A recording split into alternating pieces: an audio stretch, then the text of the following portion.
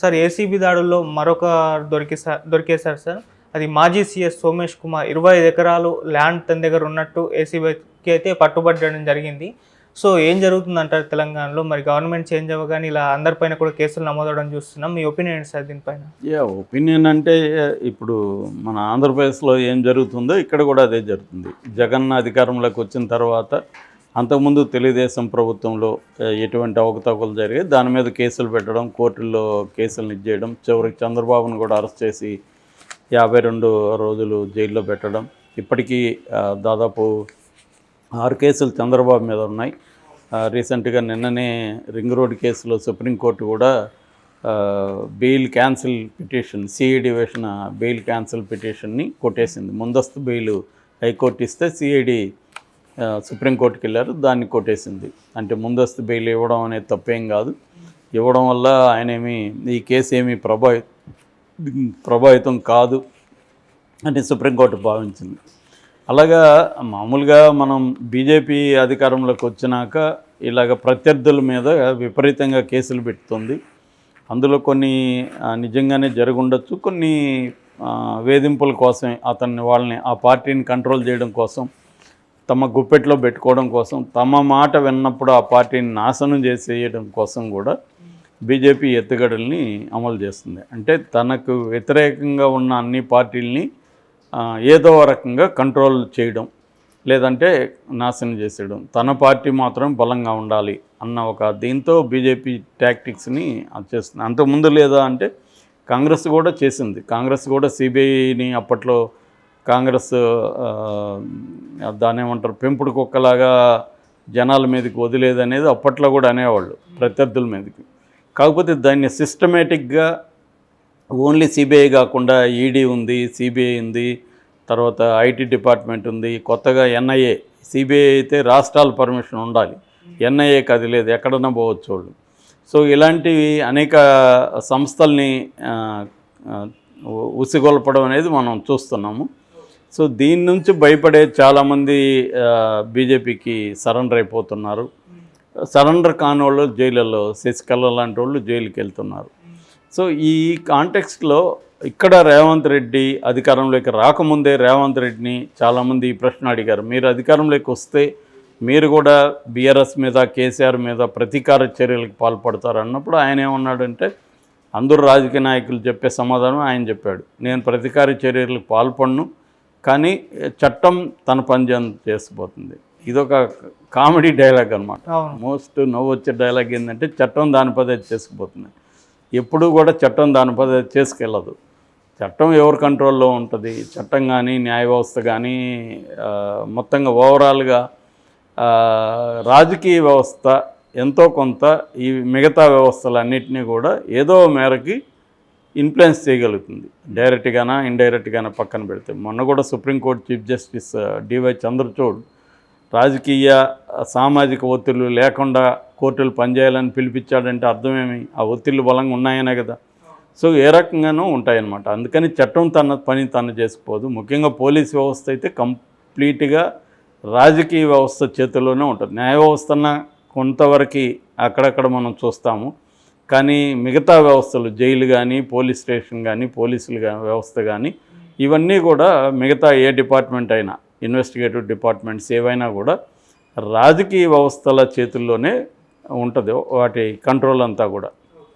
కాబట్టి ఎవరు అధికారంలో ఉంటే వాళ్ళు ప్రత్యర్థుల మీద పగ తీర్చుకోవడానికి ఈ డైలాగ్ వాడుతుంటారు, చట్టం తన పని తను చేసుకెళ్తుంది అని. అది చెప్పేవాడు నమ్మడు, వినేవాడు నమ్మడు, కానీ చెప్తుంటారు అన్నమాట. సో దీన్నే ఐడియాలజీ అంటారు. మన స్లవోయ్ జిజిక్ అనే ఫిలాసఫర్ ఏమంటాడంటే, తనకు తెలుసు ఇది అబద్ధమని ఆయన చెప్తున్నాడని ఐడియాలజీ అంటారు ఇవాళ అనేది ఆయన చెప్తుంటాడు. మార్క్స్ ఏం చెప్తాడంటే, తనకు తెలియదు అందుకని తను ఇది చేస్తున్నాడు, దీన్ని ఐడియాలజీ అంటారని మార్క్స్ చెప్పాడు. కానీ దాన్ని మార్చాడు జిజక్. ఇప్పుడు తనకు తెలుసు, అది ఇప్పుడు నన్ను దోపిడీ చేస్తున్నారు అని తెలుసు ఒక ఐటీ ఎంప్లాయీకి, కానీ అతను హ్యాపీగా దోపిడీకి గురవుతానే ఉంటాడు అన్నమాట. ఇంతకుముందు కార్మికులకి అది తెలిసేది కాదు, నన్ను దోపిడీ చేస్తున్నారు. అలాగా ఈ వీళ్ళకి కూడా ఈ చట్టం తన పని తను చేసుకెళ్తుందని వాళ్ళకి తెలిసి ఇది కామెడీరా మనం చేస్తుండేదని. కానీ అందరూ చెప్తుంటారు. అలాగే రేవంత్ రెడ్డి కూడా అదే మాట చెప్పాడు. నేనేమి కక్ష తీర్చుకొని కానీ చట్టం ప్రకారం చేస్తానన్నాడు. అందరూ చట్ట ప్రకారమే చేస్తారు. ఇప్పుడు మోడీ చట్ట ప్రకారమే కదా చేస్తున్నాడు, జగన్ చట్ట ప్రకారమే కదా చంద్రబాబుని జైలుకి పంపించాడు. సో అందరూ అదే చేస్తారు. రేవంత్ రెడ్డి కూడా అధికారంలోకి వచ్చినాక, రేవంత్ రెడ్డి సర్వస్వతంత్రుడు కాదు, కాంగ్రెస్ అనుకోవచ్చు. ఎందుకంటే కాంగ్రెస్ నాడు లేకుండా, ఆమోదం లేకుండా రేవంత్ రెడ్డి ఈ పని చేయలేడు. కాంగ్రెస్కి కూడా ఇక్కడ ఏం అవసరం ఉందంటే బీఆర్ఎస్ని బాగా వీక్ చేయాల్సిన అవసరం ఉంది. కాంగ్రెస్ ఏమీ అబ్సల్యూట్ మెజారిటీతో రాలేదు, ఇక్కడ ఓన్లీ 1.7 1.8%తో వచ్చింది.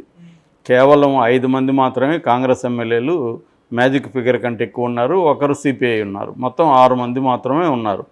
కాబట్టి రేపు ఎలక్షన్లలో ముఖ్యంగా రాబోయే లోక్సభ ఎన్నికల్లో బీఆర్ఎస్ని బాగా వీకెన్ చేయాలంటే బీఆర్ఎస్ ప్రభుత్వంలో భయంకరమైన అవినీతి జరిగిందనేది ప్రపంచానికి చూపించాలి. అందుకని వీళ్ళు స్టార్ట్ చేశారు.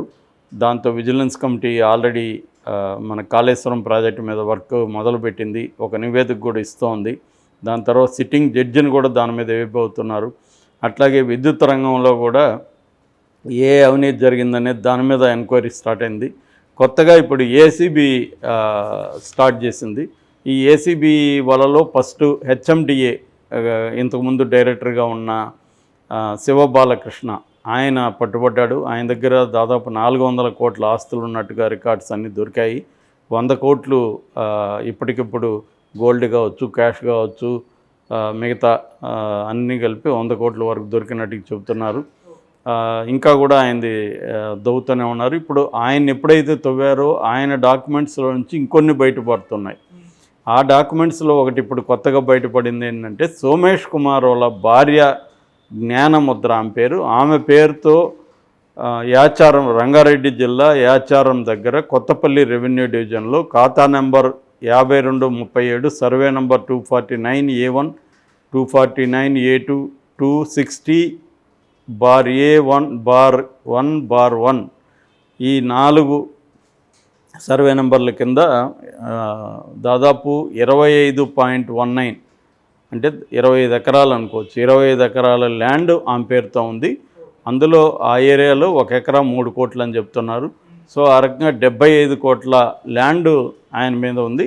దీన్ని ఎక్కడ కూడా సేల్ డీడ్ లేదని చెప్తున్నారు. ధరణి పోర్టల్లో కానీ ఇక్కడ అంతా చూస్తే సేల్ డీడ్ లేదంట, సాదా బైనామ్ అనే పేరుతో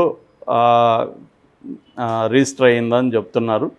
సో దీన్ని ఆయన అడిగినప్పుడేమో సోమేష్ కుమార్ ఏం చెప్తున్నాడంటే ఇది మేము మా ఇల్లు అమ్ముకొని ఉన్నాము అని చెప్తున్నాడు, కానీ దానికి రీజన్ ఇది సాక్ష్యాలు ఏం కనబడట్లేదు. సోమేష్ కుమార్ మనకు తెలుసు, కేసీఆర్కి చాలా ఇష్టమైన వ్యక్తి. కేసీఆర్ ప్రభుత్వంలో ఆయన సిఎస్గా పనిచేశాడు, చీఫ్ సెక్రటరీగా. యాక్చువల్గా ఆయన ఆంధ్ర క్యాడర్కి పొమ్మంటే ఆయన పోకుండా ఇక్కడే సిఎస్గా ఉన్నాడు.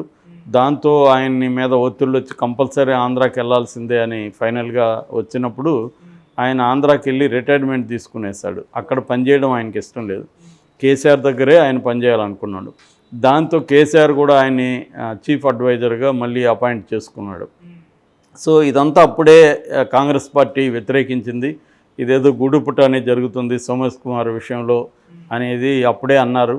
సో దానికి అనుగుణంగా ఇప్పుడు వాళ్ళు తవ్వి తీస్తున్నారు. సోమేష్ కుమార్ ఆస్తులు ఏంటి, ఇంకా ఇది స్టార్టింగ్ మాత్రమే, ఇంకా ఆయన మీద ఏ ఆస్తులు, నెక్స్ట్ టార్గెట్ సోమేష్ కుమార్గా మనం చెప్పుకోవచ్చు. ఎందుకంటే సోమేష్ కుమార్ మీద కానీ పడితే చీఫ్ సెక్రటరీ ఇంత అవినీతి చేశాడంటే సీఎం తెలియకుండా చేస్తాడా? ఎందుకంటే ఆయన నిరంతరం సీఎం దగ్గర ఉంటాడు, సీఎం టచ్లో ఉంటాడు. రెండోది కేసీఆర్కి ప్రియమైన చీఫ్ సెక్రటరీ. అలాంటి వాడు ఇంతంత ఆస్తులు ఎక్కడి నుంచి సంపాదించాడు? ఆయనకి జీతం ఎంత, వాళ్ళ భార్యకి జీతం ఎంత, వాళ్ళకి ఉన్న ఏన్సెస్ట్రల్ ప్రాపర్టీస్ ఏంటి, ఇవన్నీ కూడా ఇప్పుడు ఏసీబీ బయటకు తీసుకొస్తుంది. దీనివల్ల ఏంటంటే కేసీఆర్ ప్రభుత్వంలో భయంకరమైన అవినీతి జరిగింది, చాలామంది డెవలప్మెంట్ జరిగింది, సంక్షేమం జరిగింది అనుకుంటున్నారు. కాదు, మొత్తం అవినీతిమయం అన్న ఒక నెరేటివ్ని విత్ ప్రూఫ్స్ చూపించడానికి ఇవన్నీ బయటికి తీసుకొస్తున్నారు. ఇందులో వాస్తవాలు ఉంటే మాత్రం ఖచ్చితంగా కేసీఆర్ బుక్ అవుతాడు. రేపు పొద్దున కేసీఆర్ కూడా అరెస్ట్ అయ్యే అవకాశాలు ఉన్నాయి. ఇవన్నీ బయటికి తీసి సాక్ష్యాలు ప్రాపర్గా కానీ చేయగలిగితే కేసీఆర్ని కూడా అరెస్ట్ చేసే అవకాశాలు కనిపిస్తున్నాయి. సో సోమేష్ కుమార్ అనేది ఆయన ద్వారా కేసీఆర్ మీదకి వెళ్తున్నట్టుగా మనం అర్థం చేసుకోవాలి.